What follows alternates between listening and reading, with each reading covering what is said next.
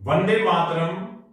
बच्चों, अब हम आगे बढ़ते हुए आज पढ़ेंगे 3.1 आफ्टर फेब्रुअरी, फरवरी के बाद। जैसा कि हमने अभी पिछले ही वीडियो में देखा कि किस तरह से फरवरी 1917 में रूस में जारशाही का, राजतंत्र का, ऑटोक्रेसी का अंत हो गया। अब हम फरवरी के जस्ट बाद क्या बदलाव हुए या फरवरी से अक्टूबर तक का पूरा घटनाक्रम कैसे आगे बढ़ा, उस पर बात करेंगे। हम पहले ही ये चर्चा कर चुके हैं कि रूस की समाजवादी क्रांति दो हिस्सों में बटी हुई थी, एक फरवरी की क्रांति और दूसरी अक्टूबर की क्रांति। इससे पहले बेटा मैं आपको एक सुझाव देना चाहूंगा कि जो टॉपिक हमारी टेक्स्ट बुक में स्टार्ट होता है 3.1, उससे जस्ट पहले एक बॉक्स के अंदर सोर्स दिया गया है। चाइल्ड चटर्जी करके एक राइटर है, उनकी बुक है सेलिब्रेटिंग वुमेन। बॉक्स में जिसको सोर्स का नाम दिया गया है, वो एक छोटा सा आर्टिकल है, वो आप जरूर पढ़ें। उससे आपको ये अंदाजा लगेगा कि जो फरवरी की क्रांति थी उसमें वुमेन्स का, महिलाओं का कंट्रीब्यूशन क्या था। बात करते हैं 3.1 की। जैसा कि आपने देखा कि फरवरी की क्रांति से रूस में एक अंतरिम सरकार, एक प्रोविजनल गवर्नमेंट बन चुकी थी, जिसमें कौन कौन लोग थे। उसमें सेना के अफसर थे, बड़े बड़े उद्योगपति थे, बड़े भूस्वामी थे, यानी लैंड ओनर्स थे, मिलिट्री ऑफिसर्स थे और इंडस्ट्रियलिस्ट थे। ये अंतरिम सरकार में शामिल थे। जो समाजवादी लोग थे या जो उदारवादी लोग थे, वो जल्दी से जल्दी चुनावों की मांग कर रहे थे। जो पेट्रोग्राड सोवियत थी, जो हमने अभी पिछले वीडियो में ही देखा, फरवरी में पेट्रोग्राड में बनी थी, उसी की तर्ज पर सभी पूरे देश के अंदर सोवियतें बनने लगी। मार्च में आप जानते हैं राजा ने अपना पद छोड़ दिया था। अप्रैल के अंदर, यानी नेक्स्ट मंथ ही, लेनिन जो है वो रूस में आ गए। लेनिन हमने पहले एक बार चर्चा की थी, समाजवादी नेता थे और जार के शासन में इनको रूस से एक्सिल यानी निर्वासित कर दिया गया था। जैसे ही जार का शासन मार्च में समाप्त हुआ, अप्रैल में लेनिन वापस रूस आ गए। लेनिन ने ये कहा, ये घोषणा की कि सोवियतों को अपने हाथ में सत्ता ले लेनी चाहिए। साथ ही उन्होंने ये डिक्लेरेशन किया अप्रैल के महीने में, जिसमें 3 बातें थी कि तुरंत युद्ध समाप्त होना चाहिए, पहली बात। अब युद्ध कौन सा था? प्रथम विश्व युद्ध। उसमें रूस की क्या हालत थी आप अच्छी तरह से जानते हैं। तो लेनिन ने कहा कि युद्ध समाप्त होना चाहिए।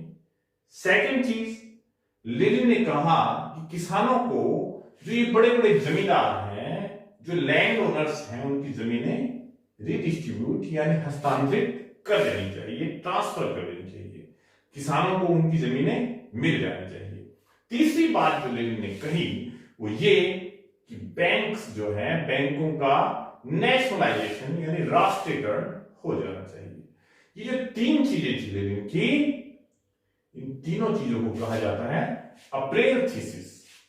यानी जो लेनिन ने ये 3 मांगे रखी, वो रशियन हिस्ट्री में अप्रैल थीसिस के नाम से जानी जाती है। Actually during the social revolution in April 1917, Lenin declared these 3 demands. समझिए, इसको अप्रैल थीसिस कहा जाता है, जो आपके सामने ब्लैक बोर्ड पर दिखाई दे रही है। लेकिन बहुत सारे समाजवादियों को लगता था कि ये सही समय नहीं है सामाजिक क्रांति करने का, सोशल रिवॉल्यूशन का ये सही समय नहीं है और अभी हमें अंतरिम सरकार को सपोर्ट करना चाहिए।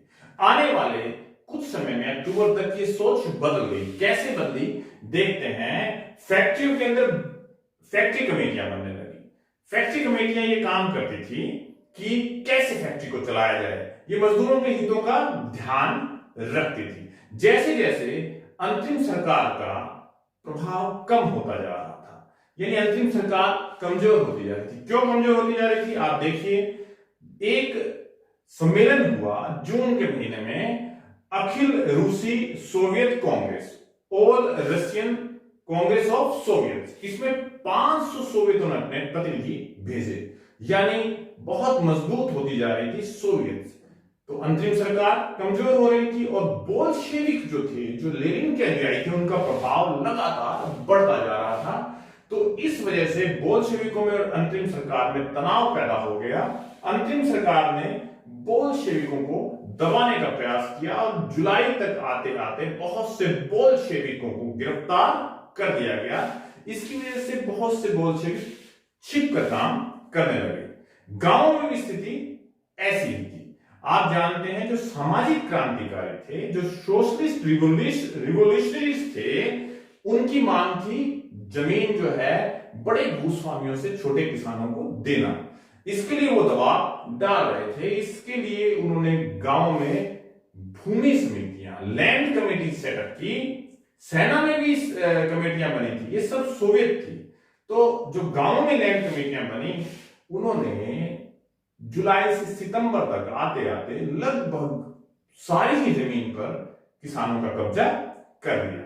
तो ये पूरा एक तरह से घटनाक्रम था कि किस प्रकार फरवरी के बाद मार्च में राजा ने सत्ता छोड़ी, अप्रैल में लेनिन वापस आए, गर्मियों में फैक्ट्री कमेटियां बनी, सेना में कमेटियां बनी, गांव में लैंड कमेटीज बनी और सितंबर तक आते आते गांव में सारी जमीन जो है किसानों के हाथ में है और फैक्ट्रियों का मैक्सिमम जो कंट्रोल है वो फैक्ट्री कमेटियों के हाथ में है। तो अक्टूबर की क्रांति तक हम पहुंच गए।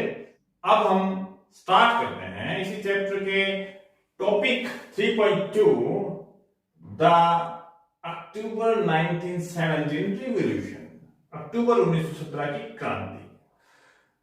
सितंबर तक आते आते लेनिन को यह लगने लगा था कि जो अंतरिम सरकार है वो देश के अंदर तानाशाही थोप सकती है या सत्ता पे अपना नियंत्रण कर सकती है। तो लेनिन ने बोल्शेविक पार्टी को और पेट्रोग्राड सोवियत को तैयार किया विद्रोह के लिए। 16 अक्टूबर को लेनिन ने इन दोनों ही संगठनों को, पेट्रोग्राड सोवियत और बोल्शेविक पार्टी को राजी कर लिया था, सहमत कर लिया था। लेकिन ये नहीं डिस्क्लोज किया गया, ये बताया नहीं गया कि क्रांति किस दिन शुरू होगी। इसके लिए एक समाजवादी नेता थे ट्राटस्की, उनके लीडरशिप में, उनके नेतृत्व में एक मिलिट्री रिवोल्यूशनरी कमेटी यानी सैनिक क्रांतिकारी समिति बनाई गई। क्योंकि क्रांति करेंगे तो एक्शन की तो जरूरत पड़ेगी, यानी लड़ाई की तो आवश्यकता पड़ेगी। तो ट्राटस्की के नेतृत्व में मिलिट्री रिवोल्यूशनरी कमेटी सेटअप की गई और उसके बाद 24 अक्टूबर को, क्योंकि अक्टूबर की क्रांति है, तो 24 अक्टूबर को विद्रोह शुरू हुआ।